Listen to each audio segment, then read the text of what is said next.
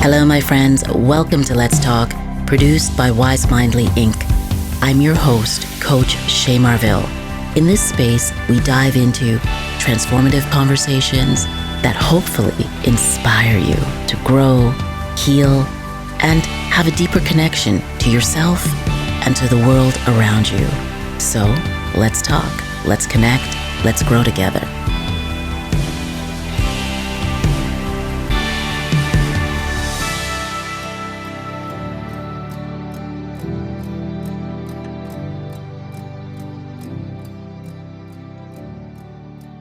And today we have what I consider her an exceptional person and academic, teacher, connector, creator, Professor Catherine Sanderson. And I'd like to ask her a few questions about her newest book. Catherine, welcome to Let's Talk. I am so looking forward to this conversation, and I believe you and I could talk for a long time, but Yes. but we won't inflict that on people, but we could. Well, I think what, I think this, I'm hoping that this is one of many conversations that we have. You and I connected because of your book, but we connected on Twitter, and you've just been so generous over the last 6 months. And I just appreciate the work that you're doing and the authenticity in which you bring to the work, and just the way you want as an academic to reach out to people. I think it's really amazing. And it's actually what you talk about in your book, which is this positive shift. You are actually embodying it. Well, thank you for those really lovely words. And I know that you are a recovered academic. I think we can use that term, right? I think that's how people describe it. And I will say that I think far too often academics sort of do their academic thing and they don't really share the information with people in tangible ways, that they publish articles that are read by a few other academics in their little niche field. And one of the things that I have so enjoyed in writing the book and having conversations like the one we are having today is basically trying to say, hey, here's what the nerdy academic people are saying. And let me tell you how you can use that to live a happier, healthier life. So that's what I take great pleasure in doing. It's extremely practical for the cynics, the pessimists, and the human beings that are uncomfortable with the idea that optimism and being positive are not a Pollyanna-ish idea, but they are something. It's actually a technique. It's actually a way of actually thinking. It's extremely helpful. It gives you tactics, it gives you strategies, and then it gives you the science, and the research and examples of people from around the world, that are, have been practicing positive thinking or optimistic thinking without even it being a practice. It's just part of their culture. But I was curious about, first of all, the idea or the notion that zebras never get ulcers. I think that's a really, I'd love for you to comment on that, to start. So why did you choose that as an analogy for us to explore? Yes, a great question. And that actually is a title of a book written by a neuroscientist at Stanford called Why Zebras Don't Get Ulcers. And when I read that book a few years ago, it's a little bit of an old book now, I just thought that idea, why zebras don't get ulcers, is such a clever way of putting it, because frankly, even if you haven't heard of the book, even if you haven't read the book, immediately people gravitate towards that idea. So I borrowed that title as one of my chapter titles, a chapter on stress. Yeah, chapter 3, I think. Chapter 3. Is that, we'll see, you know better than I do. I was like, I know what it's on. It's on stress, but I cannot tell you what chapter it is. So good for you. But I really resonated with that phrase because we can all imagine zebras start reacting physiologically, heart beating fast, rapid breathing, muscles tense, et cetera, when they are literally in a life and death situation. They are being chased by a lion, or a tiger. And so when I'm telling this in front of an audience, I say, when do humans do it? And the whole audience of strangers will say, all the time. And everybody knows that we do this. I'm having this stress reaction when I have a lot of emails in my inbox, when I'm running late for a plane, when I have a job interview or a blind date. Humans do it all the time. And that, I think, is such a vivid example of the power that we all have to shift our mindset to be, frankly, more like the zebra and only show that physiological reactivity under true conditions of life or death. So, typically when we talk about the stress response, there's always this analogy made to being in the safari, or back in centuries and centuries, hundreds and millions of years ago. We're in the savannah, and that's why we have to build this negative mindset so that we're always aware of our environment, so that when a saber-tooth tiger or something comes, we can survive. Is that innate in us, that's so built into us that we can't help ourselves, but always be under stress, always imagining the worst? Yeah, really, really great question. So what I will say is that at some level, exactly as you described, this is evolutionarily adaptive, right? People who sat back when there was a tiger didn't live to pass on their genes to be with us today. So on some level, it's very adaptive. I think the key is that we can learn to think about that stress in a different way. So elite athletes, Olympic athletes, really expert basketball players, et cetera, they experience that physiological arousal during, a must-win playoff game, Olympic tryout, whatever. But they frame and they think about that arousal, that very natural, evolutionarily adaptive arousal, as a positive. Oh, I am energized. I am excited. I am engaged. Instead of thinking about it as, this is terrible. This is life or death. This is awful. So I think part of it is that we can learn in really simple ways to take our natural physiological emotions and reactions and to frame them in a positive, so that we are thinking, I do my best work when I'm being pushed, when I'm engaged in a new way. So are you saying that we have a choice in how we actually perceive an event or an experience, or a so-called stressor? So if we have a choice, it means we can actually train ourselves to perceive something as less stressful than it is? Yes. So I think there's two things. So I think one, we can actually learn to say stress is a positive. This is a great feeling. I am doing my best work when I'm being energized or alive. So we can actually frame stress with a positive mindset. I love learning new things and being challenged in new ways. The other thing, and this is, I think, a really important point, is that we can also take a minute and say, is this life or death? Let me think about it for a minute. I gave a talk last week in Dallas to a lovely group of women. And I had a woman email me afterwards, and she said, I want to just share this story with you. And here's the story she shared: that a few years ago, 20 years ago or so, she was in a cab in Chicago and she left her purse in the cab. Now, this was 20 years ago, so no one had a cell phone. She didn't remember what cab she was in, the name of the cab company. She didn't have a cell phone. She left her purse in the cab. It wasn't an Uber, so she couldn't track them. Exactly. Again, all of these things. She's at the restaurant. She does not have her purse, her wallet, her credit card, her ID, anything. And she sat down and had dinner with friends and said, hey, can you pay? And they said, aren't you panicked? Why are you not freaking out that you've lost your purse and your money and your credit cards, whatever? And she said to me that about 6 months before this dinner in Chicago, her husband had died by suicide. Mm. And she literally wrote me this in an email. And she said, when your husband has died, and she was been a single parent, she had children. She said, a purse being left in a cab is not the worst thing that has ever happened to me. And I can't react to it. And that email, I mean, I got chills reading it, and I got chills just saying it to you right now. It's such an example, right? Because if I had left my purse in a cab, I would be freaking out. Oh, no, this is terrible. And identity theft, and you never. And she just said, it's just money.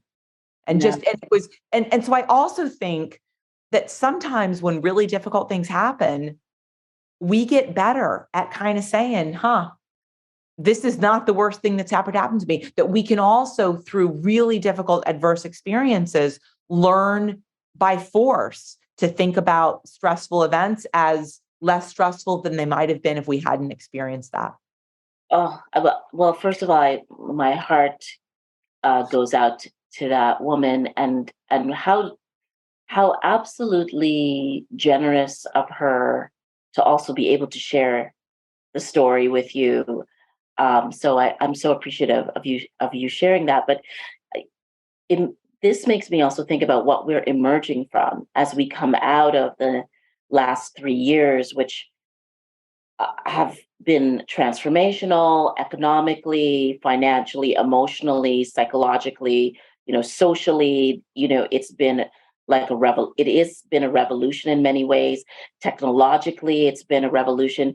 But the and depending on whether you think a revolution is a good thing or a bad thing, you might be happy with that word or very unhappy with it. But uh, I think there are a lot of things that have emerged over the last 3 years around depression and loneliness and feeling alienated. But then there's this other side, which is so many of us uh, have become more resilient, have become more strong, have been able to see capabilities in ourselves that we never even imagined that we had. And if someone had said in December 2019 or September 2019, there's going to be this mass pandemic, it's going to be global, it's going to shut everything down, it's going to absolutely change the world, we would have said, come on, like,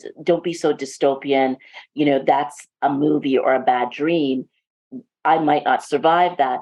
And yet we have. I have so many thoughts about that. So one thought is there is really interesting research on adversity. And now this of course predates the pandemic, right? It's research that is historic. It's not research about the pandemic. But that research points to 3 specific things that experiencing adversity does for us that are in fact good. 1, we get much better at appreciating the small joys of daily life. So, hey, going to eat at a restaurant with a friend. For me as a professor, teaching without wearing a mask. Woo! I have loved that, newfound experience. So we get better at stopping and smelling the roses. And I think for many of us, we didn't appreciate the joy of sitting in a restaurant with a friend, the joy of getting to hug your grandparent, the joy of, for students, having in-person classes or getting to travel on an airplane. I mean, all these things that we kind of took for granted. So that's 1. 2, it helps us build empathy. That going through adverse experiences gives us a sense of, boy, I'm going to put myself in somebody else's shoes. And as you just described, we all have this shared common trauma in a sense. So we can say, boy, I know that must have been really hard for you and for you and for you and for me because our worlds changed.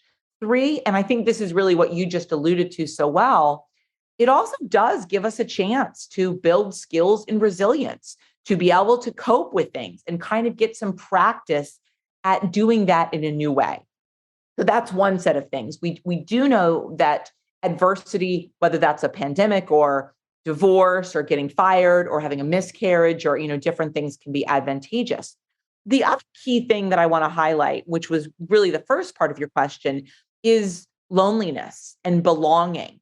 And I will say that before the pandemic, I was pretty standoffish with my students. I was nice and I was pleasant, but I was really kind of drawing a line. You are a student, I'm a professor, we are not friends. This is different. And when my students all got sent away from campus, because of the pandemic, I emailed all of my students and all of my advisees, and I said, here is my Instagram site. I will not follow you back because I do not want to know what you are up to. But if you want to know what I am up to, you can follow me. And I talk about campus life and psychology and And you positivity. never would have done that before. Never. I had never done it. I was already on social media, but I had this wall. And a number of them followed me. A number of them, of course, still follow me. Some of their moms now follow me. And it's really been a sense of, they have a sense of my life. They have a sense of my family, my travels, my dogs, et cetera. And it's actually been a sense of connection and closeness. My students now will reach out and say, Dr. Sanderson, or, whatever. And that's the sense of what I wanted to give them, was a sense of connection and belonging that I don't think they needed when we were all physically on a campus or in a classroom together. But when I was teaching them on Zoom and they were all around the world, I really felt like I needed to create this space for us to connect. And don't you feel also like maybe it's not that they didn't need it before, but we didn't recognize how much we needed it, and then the absence of it was so stark and riveting that it created like this chasm of despair. I just feel like for so many young people in particular, the pandemic was hard for different ways than if you were older, or you were an elderly human being. But for young people, that all the things that you need to kind of build into who your different phase of adulthood, and you're becoming who you are, they were sort of cut off from that. Mhm. Absolutely. Absolutely. And I also am really resonating with how you started our conversation today, which is that I think the pandemic also let me be more authentic with my students. That I think part of social media, at least for me, is authenticity. So I will describe, oh my word, my house is a mess. Or, oh my goodness, my dog, just peed on my carpet, which I could almost daily, describe. And I think that I really was presenting to them professor who is in control and I'm good and, et cetera. And part of social media is kind of peeling back the curtain and saying, here is my life, and, here is me without makeup on, and, in a ratty sweater, and, whatever, this is my life. And so I also think the pandemic let me I am going to be authentically vulnerable. I don't know how to teach on Zoom. I mean, I remember, starting my Zoom classes, and of course, my students, all younger than me, were like, oh yeah, here's the chat function, Professor Sanderson. And I was like, really? Can you hear me now? Am I on camera? Am I on mute? Because they all knew the technology better than I did. And so I think it was trying to give them a sense of connection, trying to foster that sense of connection, and also me being willing to be authentic and vulnerable in a way that I really had not allowed myself to be with my students before. No, oh gosh. I mean, that's incredibly fascinating. And I think, there's so many things I want to ask you now, but I do want to know what motivated you to actually write about positivity, because as an academic, I think there's a tendency not to go down that road and to think that's like the self-help road, and that, not that anything's wrong with self-help. I'm a meditation teacher. So, and that, but there's a kind of stigma around talking about positivity, and to the point where now, people have, this notion of toxic positivity. And you're not a clinical psychologist, but right, correct? But you are Totally not a clinical psychologist. No. right. But you're a researcher of psychology, and what inspired you to write about making this shift into positivity, that then I guess was also informed by the work that you were doing during the pandemic and your students, and wanting to feel connected and creating a space of belonging? I will say that, I am old enough that when I went to college, psychologists didn't talk about positivity. There was not a field of positive psychology, right? There was a field of neuroses and depression and bipolar phobia, and that was Freud. right, all of that. And psychology was about what is bad, right? How do we fix what is bad and what is problematic? And I am a social psychologist. I'm not a clinical psychologist. And I very clearly decided I didn't want to be a clinical psychologist. I didn't want to be a therapist. I wanted to be a researcher. I'm a super nerd. So I am really a nerd. And so I was doing research and talking and writing, of course, all the time, but really writing for an academic audience of, other people, who are PhDs. Yes. But what was becoming increasingly clear to me was that there were so many tools that were emerging from the field of positive psychology that people in the world could use in a tangible way. And I think for me, writing the book was very personal because I come from a long line of people who have really struggled with issues of mental health, that my grandfather died by suicide. My mom, who is no longer living, died of cancer, but really struggled throughout her life with issues of anxiety, with issues of depression. I have relatives, close genetic relatives who have issues with addiction, which we now know in psychology is often sort of a manifestation of depression and self-medication. And I have spent most of my life being a person who was pretty anxious and not very happy. And I think if I hadn't had that experience, I actually wouldn't be able to write such a book, because if you're a naturally sort of positive, happy person, your book would be like, yeah, that's just how the world is, right? Just that's the world is all good and positive.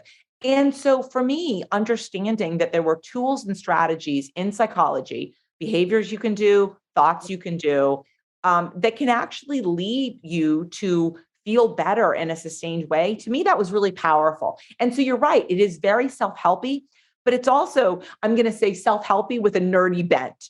One of the earliest reviews on Google, I'm sorry, on Amazon, literally said, this book is a bunch of research studies. It's not very interesting. And I said, yeah, that's right. It is a bunch of research studies, because none of this is sort of, my opinion. It's really, here is what the science tells us, right? Yeah, no, that I think that's what I found fascinating about it, because, and as somebody who coaches teams and employees and uses mindfulness as a technique to support people, I do admit that I bias towards positivity or optimism. That's how my mind works. However, and I won't go down the rabbit trap of explaining how my mind works, which is a whole other conversation. But working with other people who do not think that way always challenges me to bring the science, to bring a tool, a new technique. But the thing that was interesting to me about your book is there is a kind of justification and explanation continually, with various examples throughout the entire book. I think that speaks to different mindsets. So the mindset that says, oh, but, I'm going to just try affirmative thinking or positive thinking. But that's not what you're talking about. You're talking about, changing how your mind actually interprets a situation. You're talking about, things like your perception. And I think that's what's kind of revolutionary, that, I have a choice about my perception. I can decide, I can look at the evidence and decide. I mean, you correct me if I'm wrong here. Like I can look at everything and then say, oh, I have a decision to make. I have a decision whether to perceive this in a pessimistic and negative way, or is this instructional? Is there something here that will show me another way, another route, another path? You have captured it perfectly. First of all, you've captured it perfectly. And what I like about that, sort of framing, is that it gives people control. I think many people have sort of felt like happiness is something that maybe you get if you're genetically lucky, or maybe you get if you win the lottery, or maybe you get if something external happens to you, as Yes. opposed to it being something that we own, something that is within our control. Now, for some people, for you, it might be easier to frame things in a positive way, to perceive things in an optimistic light. For me, it's less easy. It takes practice, but it's possible. And so for me, the idea that we have a choice about how to perceive things, and we also have a choice about our behavior. So if I know that walking outside for 30 minutes at lunch and seeing nature, maybe I don't want to do it, but I know it's going to make me feel better, I Yeah. can then make that choice. I'm going to do this behavior because it's going to make me feel better. So what I like about all of this work is knowing that it's within our own control, and that even people who don't naturally or easily see the world in this optimistic light have things they can do that are real, that are tangible, that are practical, that they in fact can use. But see, I also wonder if I mean, of course, like everything, there's a spectrum, and yes, I would say, as I said, I lean towards a bias towards optimism, but I actually think it's more about the thinking about so kind of deciding in a situation, like if I in order to get out of this or to maneuver or to move around or to be able to see another way, I have to figure out, like, is there an upside here? I remember being a kid. Um, uh, I was born in England, raised in Toronto, in Canada, but my family's from Guyana. And there was a period of time when I was quite young and my family was going through a hard time. And like lots of Caribbean people, um, sometimes, when you immigrate to a new country and you're having difficulties, you'll send your kids home to your parents or to your relatives. So I was sent to live with my grandparents and my extended family. And for a short time. And I was attending a school where, even though I looked like a lot of the people who were in the school, we looked similar, we had similar family backgrounds, etc. Because I was Canadian, I was seen as different. I spoke in a different way. My whole behavior was different, and they were very much. I mean, also it was a different time. Discipline was very important then, and you'd get the ruler in those days, right? And so because I was Canadian, and in Canada you were encouraged to talk and to cooperate and to like not always sit and be quiet unless I didn't get the memo, but in Guyana it was like the opposite of that. And so I was continually sort of getting in trouble for, like, not, I'd finish my work and then I'd go talk to people. And so I was invited up to the front of the room to get the ruler one day. And so I wouldn't, I was asked to put my hand out so that the teacher could slap me in the center of my hand. And so every time she would try to do it, I'd pull my hand back. So then she sent me outside to get a stick, to find like some sort of like small branch. And that I was gonna go and choose my weapon, come back, and then she was going to, discipline me with that. And of course, I didn't do it. I ended up playing outside because it was so nice. And from that day on, she started to call me Miss Canada. And and I thought it was phenomenal because I was like, oh, like because in Canada, like, then, the thing is, because of race and all these different things, you might not be seen as a Canadian.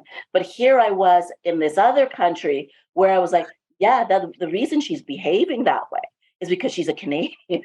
And so I took it as a positive. And that sort of was one of those learning moments where you take something that could be perceived in a negative way and you turn it into a positive. And that, I think that was one of those moments for me where I learned how to do that. And then it became a part of my life, like my thinking. Yeah, I tell a story in my book, which just really makes me think of that example, particularly since it involves school, about my oldest son who was really, really struggling in high school Spanish Yeah. his first year. and he got a 58 as the end of his first trimester, fall trimester, final grade 58. And he had a 50 as a midterm warning grade. And he described that as great news because he had gone from a 50 to a 58. Yes. His climb was 8 points. And I said, it's an F, you failed Spanish. And I remember it still. He said, Mom, I got an F plus.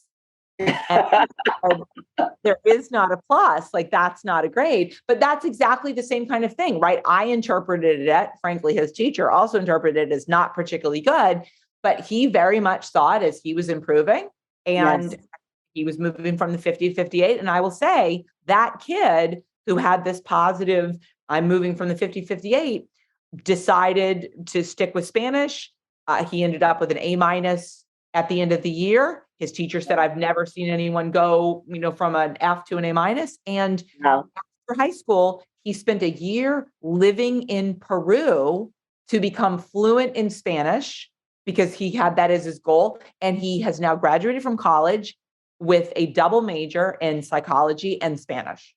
That's it. Well, that speaks exactly to the first part of your book, where you share research about the stereotype kind of mentality, that if there's a belief that you are you're not good at something, you're not good at math, or you can't swim, or you're not a good reader, and that if you hear that, or if you read that, or you shared the piece around older people who had read something about older people and memory, and how that impacted them on a test after. Like, that to me was so profound, that you could read something, interpret it, and then because you're part of that group, you think in your resistance from the stereotype, it actually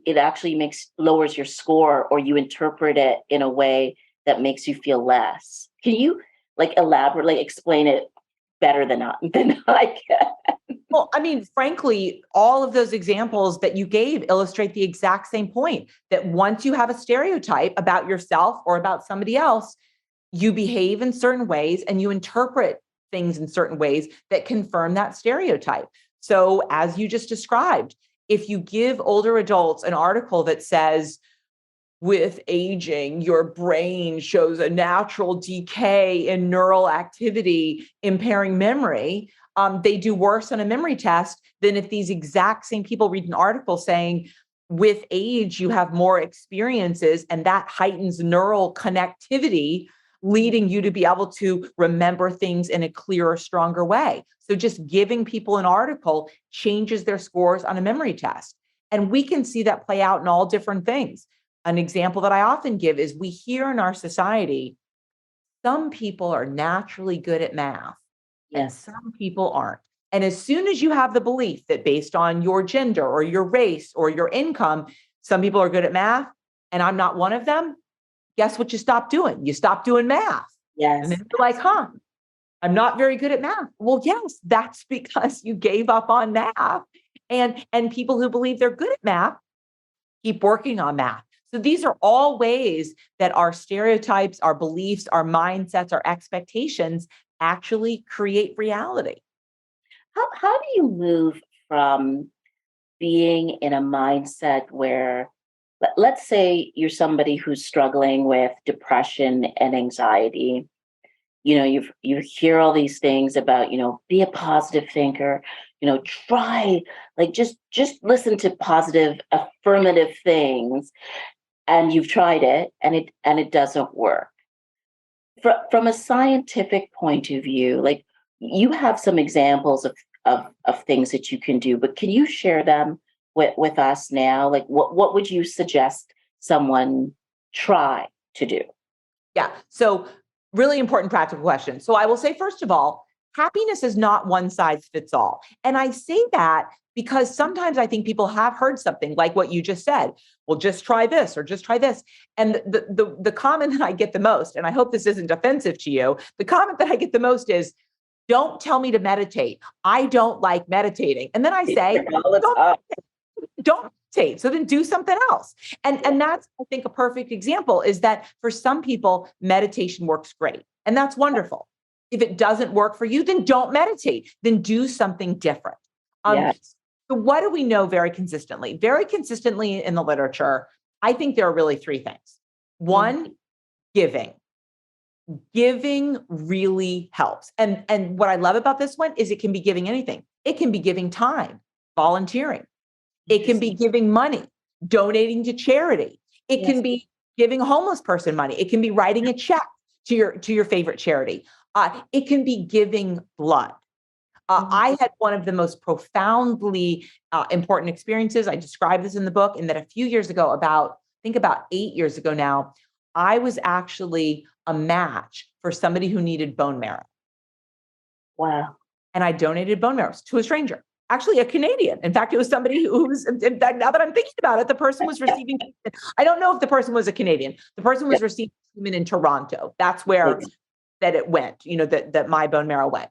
But anyway, because it's all, of course, anonymous. I don't know who the person was. Of course. But it was profoundly meaningful to me. It was one of the most rewarding experiences of my life. So give. And again, as I just said, there are so many different ways that you can give. That's what's powerful. So that's number one. Two, spending time in nature. And this doesn't have to be hiking. Personally, I'm not a hiker, but it can be going for a walk outside. It can actually be looking at nature through your window. It can be having indoor plants around. So you can't see my whole office right now, but I am sitting inside. There are windows here that look out on my yard, and I have a giant indoor plant in the corner of my office. So ways of increasing nature in your surrounds is really important. If you work in an urban environment, going for a walk at lunch or after work in a park, all of that is good. 3, this is the most important, relationships, building good relationships. And that can be with family members, with friends, with neighbors, with colleagues, with spouses, with romantic partners, whatever. Those are the 3 things that consistently lead people to feel happier and, frankly, also healthier. So giving, nature, relationships. So, but what if the thing you're struggling with are relationships with other human beings? Would it be then maybe about volunteering with people that you don't necessarily have such a close relationship with, but you are in relationship with other human beings? Exactly. That's a wonderful example. I have started, this in fact was new in January, I have started volunteering with an organization that takes dogs from the Southern United States, so, abandoned dogs, and then they these dogs up to the Northeast. And I've been fostering puppies. So I foster puppies, hence a lot of dog urine on my carpet. But anyway, fostering puppies. And then the puppies, get adopted. So you have the puppy until it gets adopted by some other family. And what's wonderful is there's now like a chat group of all of these it's all women in this group. It doesn't have to be, but it is all actually women. And it's all just this wonderful group of people who are supporting each other and sharing dog pictures and, doing kind things for each other. And it's this wonderful group of people who, many of them I have never seen in person. I've just seen them, on these chat rooms, or we see each other briefly at, some kind of dog pickup. But it's all of this group of people who we have this common interest. And for some people, that could be a religious organization. For some people, it could be a community service organization. It could be a book club. It could be a cooking class. It could be anything. But be a part of something. Be a part of something. And what we often underestimate the value of what we call small moments.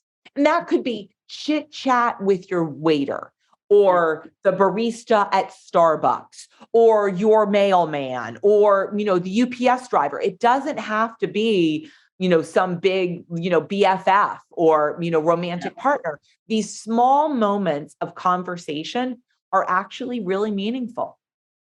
I think that's part of why podcasts are becoming so popular, actually, because I think I think there's a lot of podcasting clubs and different things that are occurring, as even though there's all these things that are happening that are sort of negative in social media, social media also amplifies the opportunity to to build connection. And I mean, we met on social media. That's how we Absolutely, right. But there's two things that I want to touch on before we go. One is that it is International Women's Month, and it was just a few days ago that the actual day, March 8th, and I think around the world, what we're talking a lot about is inclusivity and equity. As a human being who is an educator and who's working with young people, you've seen a lot of change over the last few decades. How do you feel about the positive shift and being a woman now in 2023? I know we didn't talk about this question at all in our conversation. It's just that so much has happened this week, and you've done such an important work. I really don't want to not capture it with you. No, well, I so appreciate that question, and it's so timely with this month, and thinking about, again, fellow women who are trying to make a difference in the world in some way. What I will say is that I think there is remarkable progress in so many different respects that I think of as being a woman.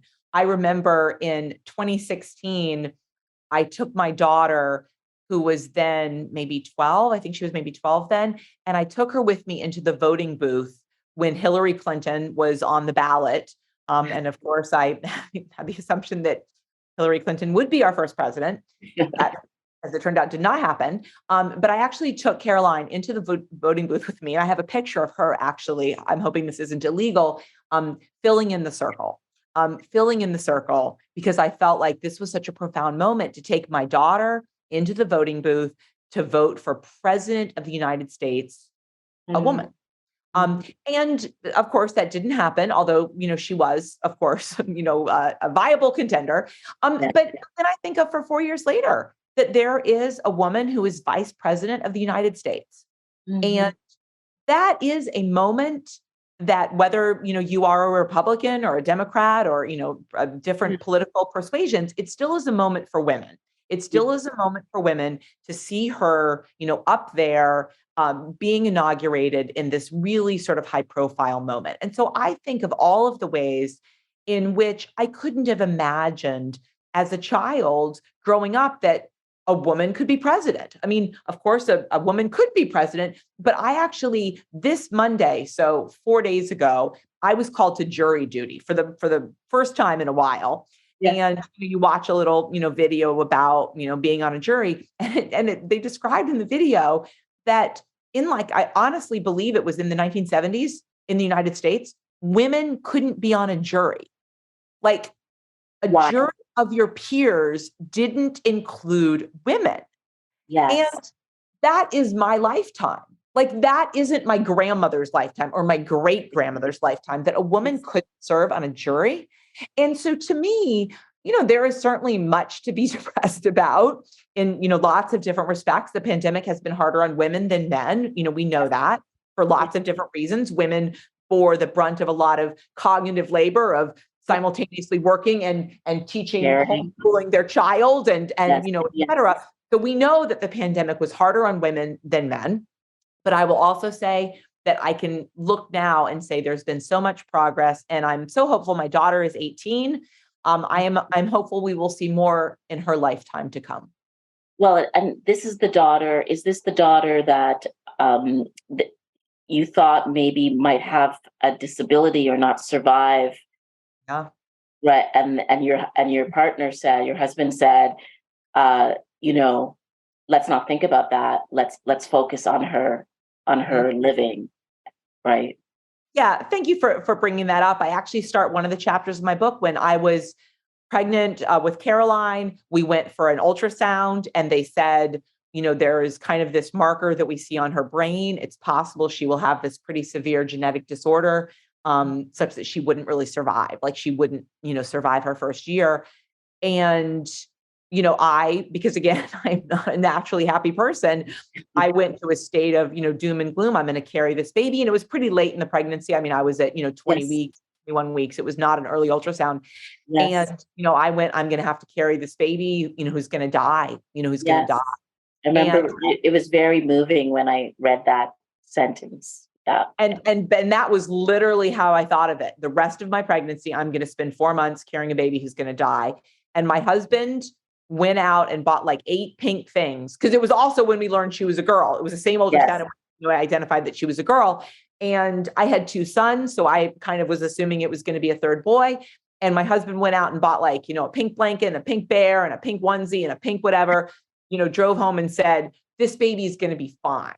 And this baby, of course, is fine. And it really, again, was an example of different people go to the same ultrasound, and leave with a very different mindset. Very different mindset. And I think another piece of the book that's important is, when you're going, the research around people who think like sort of proactively and positively when they're going through terrible things and the outcomes for them, whether it's, 5 months, 6 months, things are somewhat better, and it's provable in terms of health outcomes.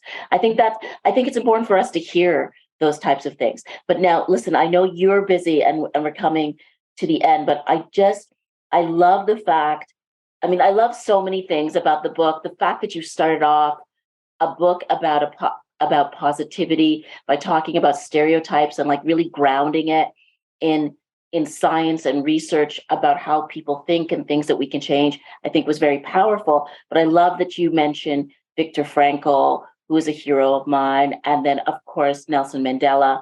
And I love this quote from Nelson Mandela, the one where he talks about being. I know exactly where you're going. Do you want me to read the quote? Yes, please, because this is. I know exactly. I love this quote. It's one of my favorites. Yes. I am fundamentally an optimist. Whether that comes from nature or nurture, I cannot say. Part of being optimistic is keeping one's head pointed toward the sun, one's feet moving forward. There were many dark moments when my faith in humanity was sorely tested, but I would not and could not give myself up to despair. That way lays defeat and death. Yes. Was that what you were thinking of? Yes. I knew it. As soon as you said it, I knew where you were going. That quote. Yeah. I saved the wrong one, but it was just, thank you so much thank you for writing the book. Thank you for being an advocate for a positive mindset, because I think that's where the opportunity for us as human beings, as humanity, that's where the opportunity is. And I'm just so grateful for your time. So I can't wait to have you back on. Thank you so much for being here. As I said, when we first connected on Twitter, and you so kindly invited me to come on, what I said was, we all benefit from more happiness in the world, right? Yeah. We all benefit from more happiness in the world. So I thank you for this opportunity to talk about happiness and psychology. And I really thank you for your promotion and your podcast and your work, again, creating more happiness in the world for all of us. So thank you. Thank you, my friend. We will talk again soon. Good. Have a good weekend. Have a good weekend. My friends, thank you for joining me on Let's Talk, produced by WiseMindly Inc. I hope today's conversation inspired you to take action, reflect, or embrace on a new way of thinking, on a new path. And if you enjoyed today's episode, and hopefully you did, don't forget to subscribe, share, and even leave a review. Reviews matter. They allow us to do way more than we're doing now. Let's continue the journey of growth and well-being together. Until next time, I'm Coach Che Marville. Stay connected, stay curious, and let's keep talking.